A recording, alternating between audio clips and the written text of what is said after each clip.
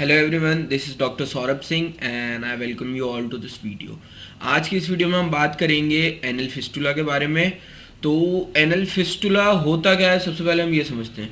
तो fistula in general जो होता है वो होता है कि बॉडी की जो नेचुरल पाथ है, किसी भी चीज़ का रेंडमली आप कुछ भी लें तो बॉडी का जो नेचुरल पाथ है, अगर उस पाथ से डाइवर्ट होके, उस पाथ में से कोई टनलिंग होके और एक एबनॉर्मल पाथ क्रिएट हो जाता है, दैट इज़ फिस्टुला।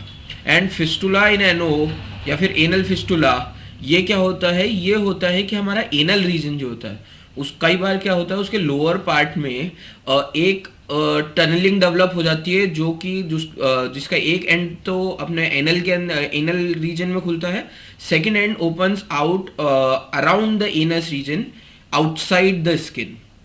तो इससे क्या होता है कि जो हमारा डिफेसिएशन के टाइम पे जो हमारा फीसेस होते हैं, कई बार वो उसके अंदर डिपॉजिट होके उसको इन्फेक्ट करता है, उसमें पस डेवलपमेंट हो जाता है, जो कि बाहर एक पिंपल फुंसी की तरह आपको दिख सकता है।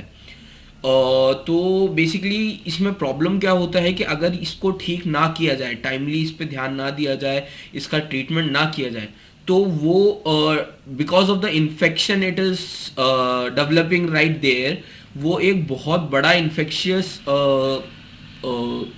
एपेक्स इन्फेक्शियस सेंटर बन सकता है in the anal reason. Okay, तो ये बात हो गई कि एनल फिस्टुला क्या होता है। अब बात करेंगे कि एनल फिस्टुला का होम्योपैथिक ट्रीटमेंट क्या है। तो होम्योपैथी में कुछ सिंगल मेडिसिन की बजाय हम मल्टीपल मेडिसिन पे जाएंगे, क्योंकि एक एनल फिस्टुला को ठीक करने के लिए तीन चार चीज़ें होती है। First of all we have to expulse out the pus it is storing. Secondly, we have to treat the infection it is keeping inside. And thirdly, we have to treat the cavity it developed. Okay, तो उसको ठीक करने के लिए हम कुछ अलग medicine use करेंगे, इन्फेक्शन को ट्रीट करने के लिए हम अलग मेडिसिन यूज़ करेंगे, पस एक्सपल्जन के लिए हम लोग हिपरसल्फ हो गई, ग्रेफाइटिस हो गई, ऐसी मेडिसिन यूज़ करेंगे। ठीक है, तो हम चालू करते हैं। First of all we will choose graphites. अगर पस जो निकल रहा है वो थिक चिपचिपा पस है एंड इचिंग स्पेसिफिकली, अगर उस बाहर एक्सटर्नल साइड पे जो फुंसी हो रखी है, जो हमारा एक्सटर्नल आउटलेट है फिस्टुला का, अगर उसमें इचिंग हो रही है एंड टाइम टू टाइम जो पस आता है वो चिपचिपा है, तो we will go for graphites. Graphites हम लोग यूज़ कर सकते हैं 200 पावर में। मॉर्निंग में एक डोज लेना है डेली, 3 से 4 ड्रॉप्स आप डायरेक्टली टंग पे ले सकते हैं ग्रेफाइटिस 200 का। Then we will go for hepar sulph for healing. जो कैविटी बन गई है उस कैविटी की रैपिड हीलिंग के लिए हम लोग चूज़ करेंगे हिपरसल्फ। हिपरसल्फ 200 हम लोग 2-2 ड्रॉप 3-3 ड्रॉप्स सुबह शाम दोनों टाइम लेंगे। उससे हीलिंग जल्दी होगा, जो पस स्टोर्ड है वो एक्सपल्ज आउट होगा और उसका जो कैविटी बन गई है वो रैपिडली हील होगी।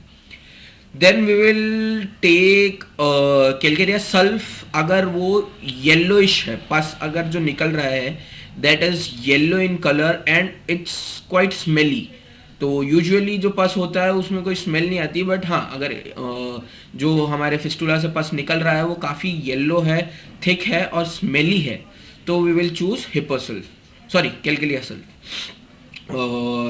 देन अगर हम बायोकेमिक्स में बात करें तो we have 2 biochemics, silicea and calcarea fluor. What silicea will do is pus expulsion का काम करेगी। साइलिशिया जल्दी एक्सपल्ज आउट होगा पस, एंड वो जो डेवलपमेंट जो रीजनरेशन ऑफ सेल्स है टू फिल द कैविटी, उसमें ले साइलिशिया 6x हम लोग 4-4 गोली दिन में 3 बार ले सकते हैं।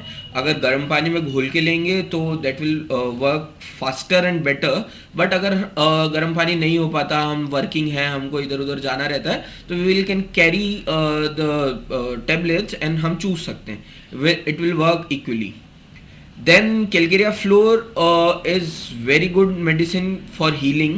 Calcarea floor 6x हम लोग दिन में 3 बार ले सकते हैं, 4-4 गोली। It will rapid the healing process. And especially for the infection part, हाँ मैं सजेस्ट करूँगा we can go for thuja. Thuja 1 हम वीक में एक डोज हम तय कर सकते हैं, संडे को, मंडे को, कोई भी एक दिन लें वीक में, एंड डेली वीकली उसको रिपीट करें। जैसे अगर हमने मंडे से हमारा ट्रीटमेंट स्टार्ट किया है तो थूजा 1 ml का एक डोज 3 से 4 ड्रॉप्स का मंडे मॉर्निंग लिया हमने, then next Monday we will repeat the same dose. बीच में हमको वो नहीं लेना है, बीच में बाकी सारी मेडिसिन हम कंटिन्यू करेंगे। आई होप आपको वीडियो अच्छा लगा हो। Thank you for giving your time. Like, share, comment and do subscribe the channel. Thank you.